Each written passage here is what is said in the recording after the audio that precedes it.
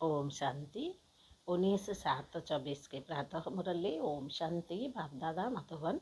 बाबा कहते मिठे बच्चे तुमको दुई मुकुटधारी राजा हेबाकू पड़िबो, तेणु खूब सेवा कर, प्रजा बनाओ। संगम जुगरे तुमको सेवा ही करबाकू हेबो, सेथिरे ही तुमर कल्याण रही। बाबा कौन कहले? प्रजा बनाओ। प्रजा माने काहू कहले? आपण जेते बाबांको ज्ञान दे अन्य आत्मा माननकु बुझाई पारिबे सेमाने हेउछंती आपणकर प्रजा। तो जेते पारुछंती बाबांको ज्ञान समस्तंको पाखरे दियंतु, आउ आपणकर सत्य जुग पाई प्रजा बनांतु। प्रश्न रे बाबा कहले, पुराणा दुनियार विनाश पूर्वर प्रत्येक संतान को केउ श्रृंगार करबाकू हेबो? उत्तर रे बाबा कहछंती, तुमे पिलामाने जोगबल द्वारा निजर श्रृंगार कर। एही जोगबल द्वारा ही सारा विश्व पवित्र हेबो। तुम मानंकु एबे बानप्रस्थ अवस्थारे रहिबाकू हेबो, सेथिपाई एही शरीरर श्रृंगार करिबार आवश्यकता नाही। एहा तो मूल्यहीन अटे। एहाठारु मोह तुटाई दियो। विनाश पूर्वरु बाबांक भଳି दयाशील होई निजर एवं अन्य मानंकर श्रृंगार कर। अंध मानंकर लाठी हुआ। ओम शांति। एबे तो पिलामाने भल भाबरे जानिगलेनी जे बाबा एठाकू पावन हेबार रास्ता बतैबाकू आसिछंती। एही गोटिए कथा पाई ही बाबांकू समस्ते डाकुचंती जे आसी आमको पतितरु पावन कर, काहींकि ना पावन दुनिया अतिक्रांत हो जाइछि। एबे एहा पतित दुनिया। तेबे पतित दुनिया केबे अतिक्रांत हला, ताकू जीवार केते समय हला, ए कथा केही जानि नाहंती। तुमे पिले माने ही जानिछ बाबा पुणी थरे एही ब्रह्मांक शरीर रे आसिछंती। तुमे ही डाकिछ बाबा आसी आम पतित मानंकु रास्ता देखाओ, आमे पावन किपरि होइथिलु। एक कथा तो जानिछ, आमे दिने पावन दुनिया रे थिलु, एबे पतित दुनिया रे अछु। एबे एही दुनिया परिवर्तन हेबाकू जाउछि। नुआ दुनियार आयुष केते एवं पुराणा दुनियार आयुष केते, एक कथा केही भी जानि नाहंती। जदि पक्का घर तैयारी करिवे तेबे भी कहिबे एहार आयुष एतिकी वर्ष, एवं माटीर घर तैयारी करिले मध्य कहिबे एहार आयुष एतिकी वर्ष। जना पड़िजिबो जे एहा केते वर्ष पर्यंत रहि परिबो। मनुष्य मानकु एकथा मध्य जना नाही जे एही दुनियार आयुष केते। तेणु एकथा निश्चित भावरे बाबांकु आसी कहिबाकू पड़िबो। बाबा कहुछंती पिलामाने एबे एही पुराणा पतित दुनिया संपूर्ण हेबाकू जाउछि।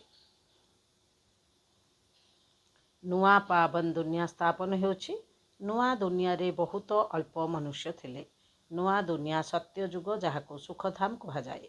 एहा हेउछि दुखधाम। एहार समाप्ति निश्चित हेबो। पुणी सुखधाम इतिहास पुनरावृत्ति हेबो। तेणु ए कथा समस्तंको जणैबाकू हेबो। बाबा निर्देश देउछंती, निजको आत्मा निश्चय करी बाबांको मने पकाओ एवं ता सहित अन्य मानकू मध्य एही रास्ता देखाओ। लौकिक पितांको तो समस्ते जानती, किंतु पारलौकिक पितांको केही जानती नाही। तेणु समस्ते सर्वव्यापी बोली कहि देउछंती। तांकू कइंछ मत्स्य अवतार अथवा 84 लक्ष जोनि नेउछंती बोली कहि देउछंती। तेबे दुनिया रे केही भी मनुष्य बाबांकू जानि नाहंती। जदि बाबांकू जानि जिबे तेबे सबु किछि बुझि परिबे। जदि गुड़ी माटी अच्छी बोली कहूछ, तेबे सेथिरे संपत्ति प्राप्तिर कथा उठी पारिबो नाही। मनुष्य माने देवता मानकर पूजा करुछंती, किंतु तांकर कर्तव्य संबंधरे किछि भी जानि नाहंती। एही कथारे सेमाने बिल्कुल अज्ञानी। तेणु सेमानंकु प्रथम एवं मुख्य कथा बुझाइबा उचित। केवल चित्र द्वारा केही बुझी पारिबे नाही। मनुष्य माने ना बाबांकू जानिछंती, ना रचनार आदि मध्य अंतकू जानिछंती। एहार रचना किपरि हेउछि। जेउ देवतांकर पूजा करुछंती तांकर राज्य केबे थिला किछि भी जानि नाहंती। भाबुछंती सूर्यवंशी राजधानी लक्ष लक्ष वर्ष धरी चलिला, पुणी चंद्रवंशी राजधानी मध्य लक्ष लक्ष वर्ष धरी चलिला। तेबे एहाको ही अज्ञान कहुजाउछि। एबे तुम पिलामानंकु बाबा बुझाउछंती, पुणी तुमे माने अन्य मानंकु बुझाउछ। बाबा आम मानकु बुझाउछंती एवं कहुछंती एपरि बुझाओ, संदेश दियो, नचेत राजधानी किपरि स्थापना हेबो। एठारे बसी रहिले किछि हेबो नाही। ही घरे ही रहिला बाला मध्य दरकार। सेमाने तो ड्रामा अनुसार रहिछंती। यज्ञर दायित्व बहन करुथिबा भाई भौणी माने मध्य दरकार। ବାବାଙ୍କ ସହିତ ମିଳନ କରିବା ପାଇଁ ଅନେକ ପିଲା ଆସୁଛନ୍ତି, କାହିଁକି ନା ଶିବ ବାବାଙ୍କ ଠାରୁ ଏହି ସମ୍ପତ୍ତି ନେବାକୁ ହେବ ନା। ଲୌକିକ ପିତାଙ୍କର ଯଦି ପୁତ୍ର ସନ୍ତାନ ହେଲା, ତେବେ ସିଏ ବୁଝିଯିବ ଯେ ମୁଁ ବାପାଙ୍କର ସମ୍ପତ୍ତିର ମାଲିକ ହେବି। କନ୍ୟା ତ ବିବାହ କରି ଅନ୍ୟ କାହାର ହାଫ୍ ପାର୍ଟନର ବା ଅର୍ଦ୍ଧାଙ୍ଗିନୀ ହୋଇଯାଉଛି। ସତ୍ୟ ଯୁଗରେ ଧନ ସମ୍ପତ୍ତି ପାଇଁ କେବେ ବି ପରସ୍ପର ସହିତ ଝଗଡ଼ା ହୁଏ ନାହିଁ। ଏଠାରେ କାମ ବିକାର ପାଇଁ ହିଁ ଝଗଡ଼ା ହେଉଛି। ସେଠାରେ ତ ଏହି 5 ଭୂତ ରହିବ ନାହିଁ, ତେଣୁ ଦୁଃଖର ଚିହ୍ନ ବର୍ଣ୍ଣ ହିଁ ରହିବ ନାହିଁ। ଏଠାରେ ସମସ୍ତେ ନଷ୍ଟମୋହା ହୋଇଥାନ୍ତି। ଏକଥା ତ ଲୋକମାନେ ଜାଣୁଛନ୍ତି ଯେ ପୂର୍ବରୁ ସ୍ୱର୍ଗ ଥିଲା, ଯାହାକି ଏବେ ଅତିକ୍ରାନ୍ତ ହୋଇଯାଇଛି, ଯାହାର ସ୍ମାରକୀ ଚିତ୍ର ମଧ୍ୟ ରହିଛି। କିନ୍ତୁ ଏହି ବିଚାର ବର୍ତ୍ତମାନ କେବଳ ତୁମମାନଙ୍କର ହିଁ ଆସୁଛି। ତୁମମାନେ ଜାଣୁଛ ଏହି ଚିତ୍ରର 5000 ବର୍ଷ ପରେ ପୁନରାବୃତ୍ତି ହୋଇଛି। କୌଣସି ଶାସ୍ତ୍ରରେ ଏକଥା ଉଲ୍ଲେଖ ନାହିଁ ଯେ ସୂର୍ଯ୍ୟବଂଶୀ ଚନ୍ଦ୍ରବଂଶୀ ରାଜଧାନୀ 2500 ବର୍ଷ ଧରି ଚାଲିଥିଲା। ଏକଦା ଖବରକାଗଜରେ ଛପା ହୋଇଥିଲା। ବଉଡ଼ଦାର ରାଜଭବନରେ ରାମାୟଣ ଶୁଣୁଛନ୍ତି। ଯଦି କିଛି ବିପଦ ପଡ଼ୁଛି, ତେବେ ମନୁଷ୍ୟ ଭଗବାନଙ୍କୁ ଖୁସି କରିବା ପାଇଁ ଭକ୍ତିରେ ଲାଗିଯାଆନ୍ତି। କିନ୍ତୁ ଏମିତି କରିବା ଦ୍ୱାରା ଭଗବାନ ଖୁସି ହୁଅନ୍ତି ନାହିଁ। ଏହା ତ ଡ୍ରାମାରେ ନିର୍ଦ୍ଧାରିତ ହୋଇ ରହିଛି।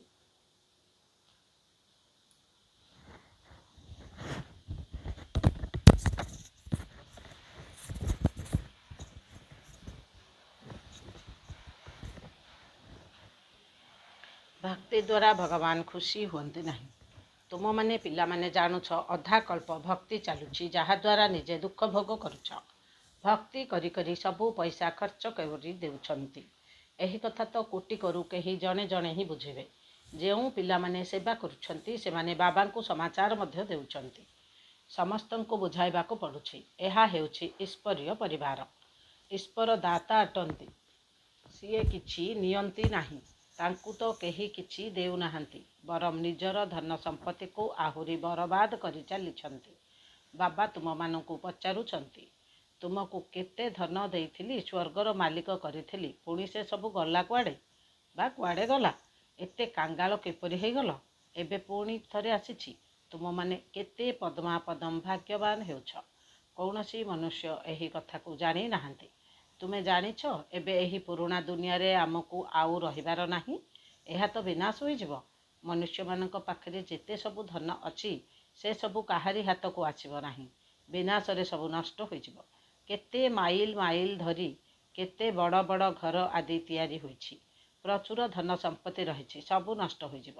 କାହିଁକି ନା ତୁମେମାନେ ଜାଣିଛ, ଯେତେବେଳେ ଆମର ରାଜ୍ୟ ଥିଲା, ସେତେବେଳେ ଅନ୍ୟ କେହି ନଥିଲେ। ସେଠାରେ ଅସରନ୍ତି ଧନ ଥିଲା। ବିନାଶର ସମୟ ଯେତେବେଳେ ପାଖେଇ ଆସିବ, ସେତେ ଜାଣିପାରିବ ଯେ କ'ଣ ସବୁ ହେବ। ସେମାନଙ୍କ ପାଖରେ କେତେ ସୁନା ଚାନ୍ଦି ପଇସା ଆଦି ଅଛି, ସେ ସବୁର ହିସାବ ବାହାର କରୁଛନ୍ତି। ଘୋଷଣା କରୁଛନ୍ତି, ଏତିକି ଆୟ ଏବଂ ଏତିକି ବ୍ୟୟ ହୋଇଛି। ଗୋଳା ବାରୁଦ ଉପରେ କେତେ ଖର୍ଚ୍ଚ କରୁଛନ୍ତି, ତା ଦ୍ୱାରା କିଛି ଆୟ ହେଉନାହିଁ। ସେ ସବୁ ଗୋଳା ବାରୁଦ ବା ତ ରଖିବା ଜିନିଷ ନୁହେଁ। ସେସବୁ ତ ରଖିବା ଜିନିଷ ନୁହେଁ। ରଖିବା ଜିନିଷ ହେଉଛି ସୁନା ଏବଂ ଚାନ୍ଦି। ସ୍ୱର୍ଣ୍ଣିମ ଯୁଗରେ ସୁନାର ମୋହର ଥାଏ, ରୌପ୍ୟ ଯୁଗରେ ରୂପାର ମୋହର। ସେଠାରେ ତ ଅସରନ୍ତି ଧନ ଥାଏ। ପୁଣି ଧୀରେ ଧୀରେ କମି କମି ଏବେ ଦେଖ କ'ଣ ସବୁ ବାହାରିଛି। କାଗଜର ନୋଟ୍ ବ୍ୟବହାର ହେଉଛି ନା।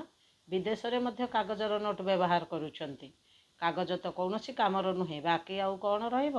ଏତେ ସବୁ ବଡ଼ ବଡ଼ କୋଠାଘର ସବୁ ଭାଙ୍ଗିଯିବ। ପିଲାମାନେ, ବାବା କହୁଛନ୍ତି, ମିଠା ମିଠା ପିଲାମାନେ, ଏବେ ଯାହା ସବୁ ଦେଖୁଛ, ଭାବିନିଅ ଏସବୁ କିଛି ନାହିଁ, ସବୁ ବିନାଶ ହୋଇଯିବ। ଯଦିଓ କେହି ବି କେତେ ସୁନ୍ଦର ହୁଅନ୍ତୁ, ଶରୀର ତ ପୁରୁଣା ମୂଲ୍ୟହୀନ ଅଟେ। ଏହି ଦୁନିଆ ହିଁ ଆଉ ବାକି ଅଳ୍ପ ସମୟର, ତାର କୌଣସି ଠିକଣା ନାହିଁ। ବସୁ ବସୁ ମନୁଷ୍ୟର କ'ଣ ସବୁ ହୋଇଯାଉଛି। ହୃଦଘାତ ହୋଇଯାଉଛି, ମାନେ ହାର୍ଟ ଆଟାକ୍ କେତେବେଳେ କେଉଁ ମୁହୂର୍ତ୍ତରେ ଆସିଯାଉଛି। ତ ବାବା ସେଥିପାଇଁ କହୁଛନ୍ତି, ବାବା ତ ଯେଉଁମାନେ ଅଜ୍ଞାନୀ ଅଛନ୍ତି, ଜ୍ଞାନରେ ଥିବା ପିଲା ତ ବାବା ବୁଝିଯିବେ। ଅଜ୍ଞାନୀ ଯେଉଁମାନେ ଅଛନ୍ତି, ସେ ଶିବ ବାବାଙ୍କୁ ହିଁ ବାବା କୁହାଯାଏ। ଭଗବାନଙ୍କୁ ଆପଣ ବାବା ରୂପରେ ଡାକିଲେ ବହୁତ ଭଲ ଲାଗିବ। ମନୁଷ୍ୟର ଜୀବନ ଉପରେ କୌଣସି ଭରସା ନାହିଁ। ସତ୍ୟ ଯୁଗରେ ତ ଏଭଳି କିଛି ହେବ ନାହିଁ। ସେଠାରେ ଯୋଗବଳ ଦ୍ୱାରା କାୟା କଳ୍ପତରୁ ସମାନ, ଅର୍ଥାତ୍ ଦୀର୍ଘାୟୁ ହେବ। ଏବେ ତୁମକୁ ବାବା ମିଳିଛନ୍ତି। ସିଏ କହୁଛନ୍ତି, ଏ ଦୁନିଆରେ ତୁମକୁ ଆଉ ରହିବାର ନାହିଁ।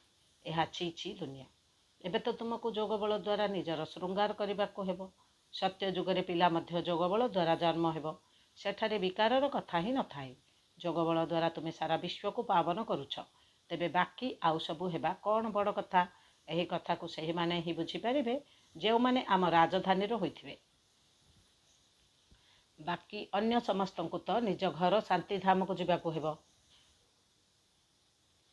କିନ୍ତୁ ମନୁଷ୍ୟ ତାକୁ ଘର ବୋଲି ଭାବୁନାହାନ୍ତି।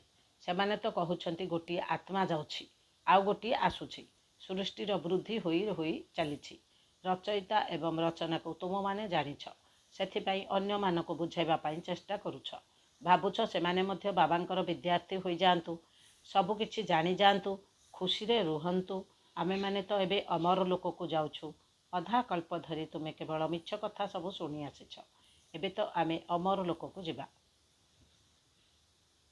ସେଥିପାଇଁ ବହୁତ ଖୁସି ହେବା ଦରକାର। ଏହି ମୃତ୍ୟୁ ଲୋକ ଏବେ ସମାପ୍ତ ହୋଇଯିବ। ଆମେ ଖୁସିର ସମ୍ପତ୍ତିରେ ଏବେ ଏଇଟାରୁ ହିଁ ଭରପୁର ହୋଇ ସେଠାକୁ ଯାଉଛୁ। ତେଣୁ ଏହି ରୋଜଗାର କରିବାରେ ନିଜର ବୁଦ୍ଧି ରୂପୀ ଝୋଲା ଭରପୁର କରିବାରେ ଲାଗିଯିବା ଦରକାର। ସମୟ ବ୍ୟର୍ଥରେ ନଷ୍ଟ କରିବା ଉଚିତ ନୁହେଁ। ବାସ୍, ଏବେ ତ ଆମକୁ ଅନ୍ୟମାନଙ୍କର ସେବା କରିବାକୁ ହେବ। ସମସ୍ତଙ୍କର ଝୋଲା ଭରିବାକୁ ହେବ। ଦୟାର ସାଗର କିପରି ହେବ ଏହା ବାବା ଶିଖାଉଛନ୍ତି। ଅନ୍ଧର ବାଡ଼ି ହେବାକୁ ପଡ଼ିବ। ଏହି ପ୍ରଶ୍ନ ତ କୌଣସି ସନ୍ନ୍ୟାସୀ ବିଦ୍ୱାନ ଆଦି ପଚାରି ପାରିବେ ନାହିଁ। ସେମାନଙ୍କୁ ସ୍ୱର୍ଗ କେଉଁଠି ନର୍କ କେଉଁଠି ଜଣା ନାହିଁ।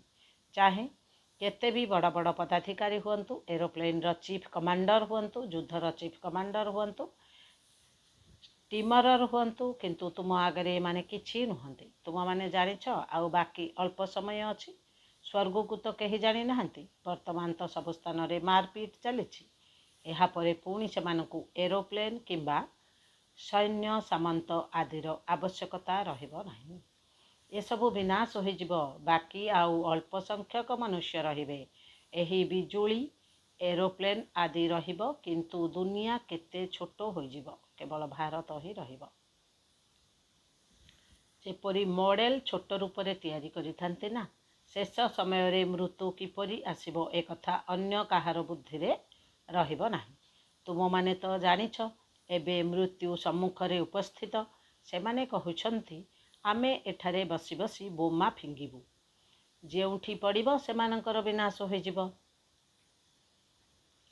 ସେତେବେଳେ ସୈନ୍ୟ ସାମନ୍ତ ଆଦିର ଦରକାର ପଡ଼ିବ ନାହିଁ। ଗୋଟିଏ ଗୋଟିଏ ଏରୋପ୍ଲେନ୍ ପିଛା କୋଟି କୋଟି ଟଙ୍କା ଖର୍ଚ୍ଚ ହୋଇଯାଉଛି। ବର୍ତ୍ତମାନ ସମସ୍ତଙ୍କ ପାଖରେ କେତେ କେତେ ସୁନା ରଖିଛନ୍ତି। ଟନ୍ ଟନ୍ ସୁନା ରଖିଛନ୍ତି। ସେ ସବୁ ସମୁଦ୍ରକୁ ଚାଲିଯିବ। ଏହି ସାରା ରାବଣ ରାଜ୍ୟ ଯେପରି ଗୋଟିଏ ଦ୍ୱୀପ। ଏଠାରେ ଅସଂଖ୍ୟ ମନୁଷ୍ୟ ଅଛନ୍ତି। ଏବେ ତୁମେ ସମସ୍ତେ ନିଜର ରାଜ୍ୟ ସ୍ଥାପନ କରୁଛ। ତେଣୁ ସେବାରେ ବ୍ୟସ୍ତ ରହିବା ଉଚିତ। ଦେଖ କେଉଁଠି ବନ୍ୟା ଆସିଗଲେ କିପରି ବ୍ୟସ୍ତ ହୋଇଯାଉଛନ୍ତି। ବନ୍ୟା ବିପନ୍ନ ଲୋକମାନଙ୍କୁ ଖାଦ୍ୟ ପଠାଇବାର ସେବାରେ ଲାଗିଯାଉଛନ୍ତି। ପାଣି ମାଡ଼ି ଆସିଲେ ସମସ୍ତେ ଦୌଡ଼ିବା ଆରମ୍ଭ କରନ୍ତି। ତେଣୁ ଏଥିରୁ ବିଚାର କର କେମିତି ସମାପ୍ତ ହେବ। ସୃଷ୍ଟିର ଚତୁର୍ଦିଗରେ ସାଗର ରହିଛି। ବିନାଶ ହେଲେ ପ୍ରଥମେ ଜଳମୟ ହୋଇଯିବ। ଚାରିଆଡ଼େ ଖାଲି ପାଣି ହିଁ ପାଣି। ବୁଦ୍ଧିରେ ଆସୁଛି ଆମର ଯେତେବେଳେ ରାଜ୍ୟ ଥିଲା ସେତେବେଳେ ଏହି ବମ୍ବେ, କରାଚି ଆଦି ନଥିଲା। ସତ୍ୟ ଯୁଗରେ ଭାରତ କେତେ ଛୋଟ ଜାଗାରେ ରହିବ, ତାହା ପୁଣି ମିଠା ପାଣି ପାଖରେ। ସେଠାରେ କୂଅ ଆଦିର ଆବଶ୍ୟକତା ନାହିଁ, କାରଣ ସେଠାକାର ପାଣି ବହୁତ ମଧୁର। ନଦୀମାନଙ୍କରେ ଯାଇ ଖେଳକୁଦ କରିବେ। ସେଠାରେ କୌଣସି ଅଳିଆ ଆବର୍ଜନା ରହିବ ନାହିଁ। ତାର ନାମ ହିଁ ହେଉଛି ସ୍ୱର୍ଗ। ଅମରଲୋକ ନାମ ଶୁଣି ମନ ହେଉଛି। ବାବାଙ୍କ ଠାରୁ ଜଲ୍ଦି ପାଠ ପଢ଼ି ବର୍ଷା ନେଇଯାଉ। ନିଜେ ପାଠ ପଢ଼ିବା ସହିତ ପୁଣି ଅନ୍ୟମାନଙ୍କୁ ମଧ୍ୟ ପଢ଼ାଉ। ସମସ୍ତଙ୍କୁ ସନ୍ଦେଶ ଦେଉ। ତେବେ କଳ୍ପ ପୂର୍ବରୁ ଯେଉଁମାନେ ସତ୍ୟ ଯୁଗର ସମ୍ପତ୍ତି ନେଇଥିଲେ, ବାବା କ'ଣ କହିଲେ, ପୂର୍ବରୁ ଯେଉଁମାନେ ସତ୍ୟ ଯୁଗର ସମ୍ପତ୍ତି ନେଇଥିବେ ବର୍ତ୍ତମାନ ସେହିମାନେ ହିଁ ନେବେ, କାରଣ ସେଗୁଡ଼ା କଳ୍ପ ପୂର୍ବରୁ ଫିକ୍ସ ଅଛି। ସେଥିପାଇଁ ପୁରୁଷାର୍ଥ କରି ଚାଲିଛନ୍ତି, କାରଣ ଦୁନିଆର ମନୁଷ୍ୟମାନେ ବାବାକୁ ଜାଣିନାହାନ୍ତି। ବାବା କହୁଛନ୍ତି ପିଲାମାନେ ପବିତ୍ର ହୁଅ। ଯାହାଙ୍କୁ ହାତରେ ସ୍ୱର୍ଗର ସମ୍ପତ୍ତି ମିଳୁଛି ସିଏ କାହିଁକି ବା ପବିତ୍ର ନ ରହିବେ। ସମସ୍ତଙ୍କୁ କୁହ ଆମକୁ ବାବାଙ୍କ ଠାରୁ ବିଶ୍ୱର ରାଜତ୍ୱ ମିଳୁଛି। ତେଣୁ ଆମେ କାହିଁକି ଗୋଟିଏ ଜନ୍ମ ପବିତ୍ର ନ ରହିବୁ। ଭଗବାନ ବାଚ ତୁମେ ଯଦି ଏହି ଅନ୍ତିମ ଜନ୍ମରେ ପବିତ୍ର ରହିବ ତେବେ 21 ଜନ୍ମ ପାଇଁ ପବିତ୍ର ଦୁନିଆର ମାଲିକ ହୋଇଯିବ। ତୁମେ କେବଳ ଗୋଟିଏ, ବାବା କ'ଣ କହିଲେ, ତୁମେ କେବଳ ଏହି ଗୋଟିଏ ଜନ୍ମ ମୋର ଶ୍ରୀମତରେ ଚାଲ। ରକ୍ଷାବନ୍ଧନ ପର୍ବ ହେଉଛି ଏହାର ଚିହ୍ନ। ତେବେ କାହିଁକି ଆମେ ପବିତ୍ର ରହି ନପାରିବୁ? ବେହଦର ବାବା ଆମକୁ ପ୍ରତିଶ୍ରୁତି ଦେଉଛନ୍ତି। ବାବା ହିଁ ଭାରତକୁ ସ୍ୱର୍ଗର ସମ୍ପତ୍ତି ଦେଇଥିଲେ, ଯାହାକୁ ସୁଖଧାମ କୁହାଯାଉଛି। ସେଠାରେ ଅପାର ଦୁଃଖ ଥିଲା, କିନ୍ତୁ ଏହା ହେଉଛି ଦୁଃଖଧାମ। ଯଦି କୌଣସି ବଡ଼ ଲୋକଙ୍କୁ ତୁମେ ବୁଝାଇବ, ତେବେ ସମସ୍ତେ ଶୁଣିବେ। ଯୋଗଯୁକ୍ତ ହୋଇ ସେମାନଙ୍କୁ ବୁଝାଅ, ତେବେ ସେମାନଙ୍କୁ ସମୟ ଜଣାପଡ଼ିବ ନାହିଁ। କେହି କିଛି କହିପାରିବେ ନାହିଁ। 15ରୁ 20 ମିନିଟ୍ ବଦଳରେ ଘଣ୍ଟା ଘଣ୍ଟା ବସି ଶୁଣିବେ। କିନ୍ତୁ ସେହିଭଳି ଯୋଗର ଶକ୍ତି ଦରକାର। ଦେହ ଅଭିମାନ ରହିବା ଉଚିତ ନୁହେଁ। ଏଠାରେ ତ କେବଳ ସେବା ହିଁ ସେବା କରିବାକୁ ହେବ। ତେବେ ଯାଇ ସମସ୍ତଙ୍କର କଲ୍ୟାଣ ହେବ। ଯଦି ରାଜା ହେବାକୁ ଚାହୁଁଛ, ତେବେ ପ୍ରଜା କେତେ ତିଆରି କରିଛ? ବାବା କ'ଣ ତୁଚ୍ଛାଟାରେ ମୁକୁଟର ଅଧିକାରୀ କରିଦେବେ? ପ୍ରଜା କ'ଣ 2 ମୁକୁଟଧାରୀ ହେବେ କି? ତୁମର ଲକ୍ଷ୍ୟ ଏବଂ ଉଦ୍ଦେଶ୍ୟ ହିଁ ହେଉଛି 2 ମୁକୁଟଧାରୀ ହେବା। ବାବା ମଧ୍ୟ ପିଲାମାନଙ୍କ ଭିତରେ ଉତ୍ସାହ ଉଦ୍ଦୀପନା ଭରୁଛନ୍ତି। କହୁଛନ୍ତି, ତୁମ ମୁଣ୍ଡରେ ଜନ୍ମ ଜନ୍ମାନ୍ତରର ପାପ ରହିଛି, ତାକୁ ଯୋଗବଳ ଦ୍ୱାରା ସମାପ୍ତ କରିବାକୁ ହେବ। ବାକି ଏହି ଜନ୍ମରେ କ'ଣ କ'ଣ ସବୁ କରିଛ, ତାହା ତ ତୁମମାନେ ଜାଣିଛ। ତେଣୁ ପାପ ଭସ୍ମ କରିବା ପାଇଁ ଏବେ ତୁମକୁ ଯୋଗ ଶିକ୍ଷା ଦିଆଯାଉଛି। ବାକି ଏହି ଜନ୍ମରେ ତ କିଛି କଥା ନାହିଁ। ତମ ପ୍ରଧାନରୁ ସ୍ୱତଃ ପ୍ରଧାନ ହେବାର ଉପାୟ ବାବା ବତାଉଛନ୍ତି। ବାକି ଯଦି କୃପା ଚାହୁଁଛ, ତେବେ ଯାଇ ସାଧୁମାନଙ୍କୁ ମାଗ। ଆଚ୍ଛା, ମିଠା ମିଠା ସିକି ଲବ୍ଧେ। ସନ୍ତାନମାନଙ୍କ ପ୍ରତି ମାତା ପିତା ବାପା ଦାଦାଙ୍କର ମଧୁର ସ୍ନେହ ସମ୍ପନ୍ନ ଶୁଭେଚ୍ଛା ଏବଂ ସୁପ୍ରଭାତ। ଆତ୍ମିକ ପିତାଙ୍କର ଆତ୍ମିକ ସନ୍ତାନମାନଙ୍କୁ ନମସ୍ତେ। ଆତ୍ମିକ ସନ୍ତାନମାନଙ୍କର ଆତ୍ମିକ ପିତାମାତାଙ୍କୁ ନମସ୍ତେ ନମସ୍ତେ ନମସ୍ତେ। ଧାରଣା ପାଇଁ ମୁଖ୍ୟ ସାର। ପ୍ରଥମ ପଏଣ୍ଟରେ ବାବା କହିଲେ, ଅମର ଲୋକକୁ ଯିବା ପାଇଁ ସଙ୍ଗମ ଯୁଗରେ ଖୁସି ରୂପକ ସମ୍ପତ୍ତିରେ ଭରପୁର ହେବାକୁ ପଡ଼ିବ। ସମୟକୁ ନଷ୍ଟ କରିବା ଉଚିତ ନୁହେଁ। ନିଜର ଅଣ୍ଟି ଭରପୁର କରି ଦୟାଶୀଳ ହୋଇ ଅନ୍ଧମାନଙ୍କର ଲାଠି ହେବାକୁ ପଡ଼ିବ। ତୃତୀୟ ପଏଣ୍ଟରେ ବାବା କହିଲେ, ନିଜ ହାତରେ ସ୍ୱର୍ଗର ଉପହାର ଗ୍ରହଣ କରିବା ପାଇଁ ପବିତ୍ର ନିଶ୍ଚିତ ହେବାକୁ ପଡ଼ିବ।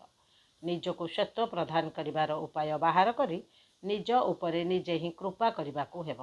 ଯୋଗବଳ ଜମା କରିବାକୁ ହେବ। ବରଦାନ, ହଜୁରଙ୍କୁ ସର୍ବଦା ସାଥିରେ ରଖି ଯୁଗଳ ସ୍ୱରୂପରେ ଅନୁଭବ କରୁଥିବା ବିଶେଷ ପାଠଧାରୀ ଭାବ। ପିଲେମାନେ ଯେତେବେଳେ ଦିଲ୍ର ସହିତ ବାବା ବୋଲି କହିଥାନ୍ତି, ସେତେବେଳେ ଦିଲାରାମ ବାବା ମଧ୍ୟ ହାଜିର ହୋଇଯାଆନ୍ତି। ସେଥିପାଇଁ କହିଥାନ୍ତି, ହଜୁର ହାଜିର ଅଛନ୍ତି। ଏବଂ ବିଶେଷ ଆତ୍ମାମାନେ ତ ସର୍ବଦା ଯୁଗଳ ରୂପରେ ହିଁ ରହିଥାନ୍ତି। ଲୋକମାନେ କୁହନ୍ତି, ଯେଉଁଠି ଦେଖୁଛି ସେଠାରେ କେବଳ ତୁମେ ହିଁ ତୁମେ ଅଛ। ଏବଂ ପିଲାମାନେ କହୁଛନ୍ତି, ଆମେ ଯାହା ବି କରୁଛୁ, ଯେଉଁଆଡ଼େ ବି ଯାଉଛୁ, ବାବା ସାଥିରେ ହିଁ ଅଛନ୍ତି। କଥାରେ ଅଛି, କରି କରାଇବା ବାଲା ଅର୍ଥାତ୍ କରିବା ବାଲା କର୍ମକର୍ତ୍ତା ଏବଂ କରାଇବା ବାଲା ନିର୍ଦ୍ଦେଶକର୍ତ୍ତା ଉଭୟ ଏକାଠି ଅଛନ୍ତି। ଏହିଭଳି ସ୍ମୃତିରେ ରହି ସେବାର ପାଠ କରୁଥିବା ଆତ୍ମାମାନେ ବିଶେଷ ପାଠଧାରୀ ହୋଇଯାଆନ୍ତି। ସ୍ଲୋଗାନରେ ବାବା କହିଲେ, ଯଦି ନିଜକୁ ଏହି ପୁରୁଣା ଦୁନିଆରେ ଗେଷ୍ଟ ଅତିଥି କୁଣିଆ ମନେକରି ରହିବ, ତେବେ ପୁରୁଣା ସଂସ୍କାର ଏବଂ ପୁରୁଣା ସଂକଳ୍ପ ଗୁଡ଼ିକୁ ଗେଟ୍ ଆଉଟ୍ କରିପାରିବ। ବାବା ସ୍ଲୋଗାନରେ କ'ଣ କହିଲେ, ଯଦି ନିଜକୁ ଏହି ପୁରୁଣା ଦୁନିଆରେ ଗେଷ୍ଟ ମନେକରି ରହିବ, ତେବେ ପୁରୁଣା ସଂସ୍କାର ଏବଂ ପୁରୁଣା ସଂକଳ୍ପ ଗୁଡ଼ିକୁ ଗେଟ୍ ଆଉଟ୍ କରିପାରିବ। ଓମ୍ ଶାନ୍ତି, ଓମ୍ ଶାନ୍ତି।